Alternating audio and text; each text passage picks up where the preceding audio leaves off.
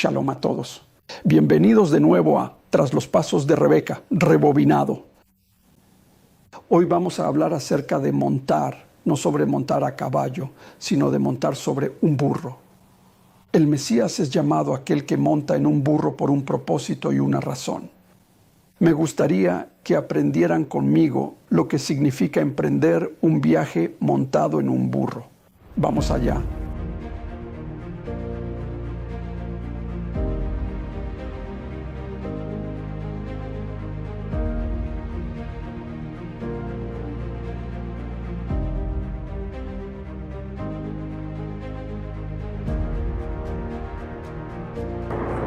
Shalom everybody, and welcome to our very special series on the Rivka journey.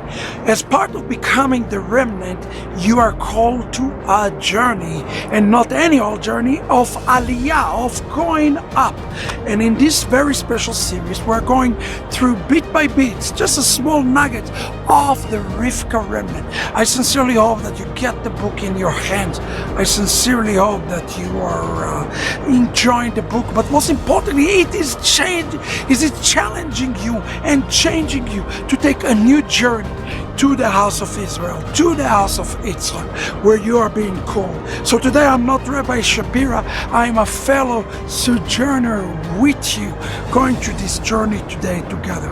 Now in today's shiur, I want to talk to you about something very unique about the Rivka-like journey that you yourself absolutely have to hold, absolutely have to possess in these last days. Now listen to what it says right there in the text in Genesis 24:61, as we are going to look at page 127. It says there in the text, when Rivka started the journey, it says, then Rivka and her maid arose, mounted the camels, and followed the men, so that the servant took Rivka and went his way. Now listen to this. Rivka herself took upon herself this action that called here in the text, rose up. She is rising up. I want to talk to you about this idea of rising up. Yeshua told the man, get up and walk, your sins are forgiven. Now let me tell you what our rabbi says in the Midrash, and let's dissect it just for a minute. It says, Rivka arose as she walked out of a defiled house and went to a sacred house, and she rode the camel. Say, Rabbi Levi, this is natural with camels as they grow up in the east. Our rabbi taught us, like the camel represents sign of defilement and holiness, so Rivka gave birth to righteousness and also to wickedness, although she rode the camel. A camel represents something that is unclean, unholy, but there is an element of a camel that is also represent something that is clean and holy. Now the idea that Rivka was able to ride the camel is significant to us. The Messiah is called the donkey driver. That's one of the name of the Messiah, the donkey driver. Well, Rivka is called the camel driver. Her ability to rise up and take the authority upon the camel tells us that she was able to overcome the yetzer, the evil inclination, the evilness that was around her, and ride on top of that. The donkey, in the case of Mashiach, called chamor, it's come from the word chomer, or flesh. The camel represent the yetzer hara and the yetzer hatov that even was found inside Rivka. Even inside Rivka there was a good and there was not so good, and she was able to ride up on this. And not only that, this is the important part that I want everybody to see. She started the journey and she brought others with her to the journey. Our critical role today, your critical responsibility today is to take others on the journey with you. Don't go through the journey alone. It is okay to stop and help others to ride upon the camels. And here in the text, it says that Rivka brought others with her. Part of the journey of the remanente.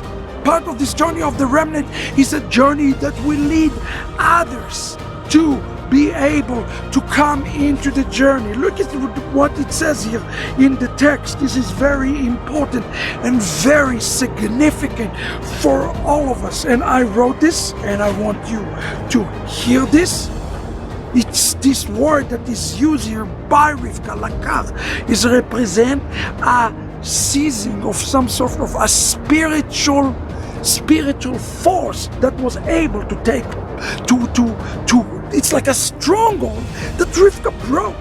The expression lakach, or to take, is a description of a sanctity, of gaining control over spiritual negative forces called the klipo.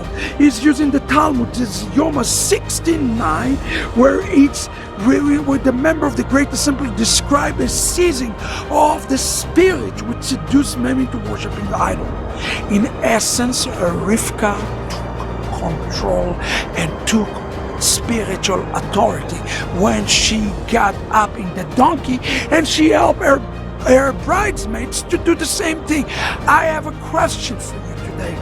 You have a klipot, I have a klipot, every person have a klipot. Are you overcoming those spiritual external forces that control you? That's what the riding the donkey and riding the camel represent. She had the attribute of the Messiah. Today, more than anything else, you need to have the attribute of the Messiah. And the way one have the attribute of the Mashiach is his ability to calm the circumstances, the klipot, the yetzer, the addictions in their life, their flesh. And Rivka, in essence, was able to come into outside of the flesh. And the only way that she was able to accomplish this, you see, is because she knew what she was carrying. Remember, she carried the spirit of Moses. Well, who Moses carried? Moses carried with him Joseph, the spirit of Joseph. And who did Rivka carry with her? She carried the spirit of the Messiah with her.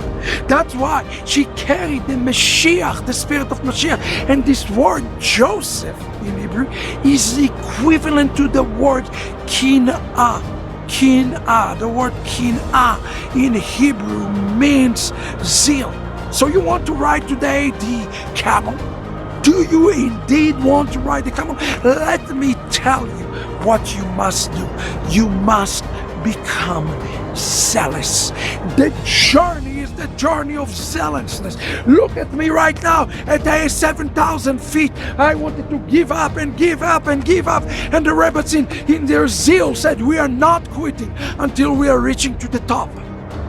And this, brothers and sisters, is the attitude that you should have in your journey in the days ahead. I challenge you today, take up this journey in zeal. Ride the Satan, ride him out until he leave you alone. Resist him and he will flee from you without a doubt. So today the remnant is like a bull rider. She's getting on the bull and she said, I will not fall. So today, get up and walk it out, and do not give up. Do not run out of stamina in this journey ahead. This is an important part. Don't let the smallest thing just derail you, and fight this klipot.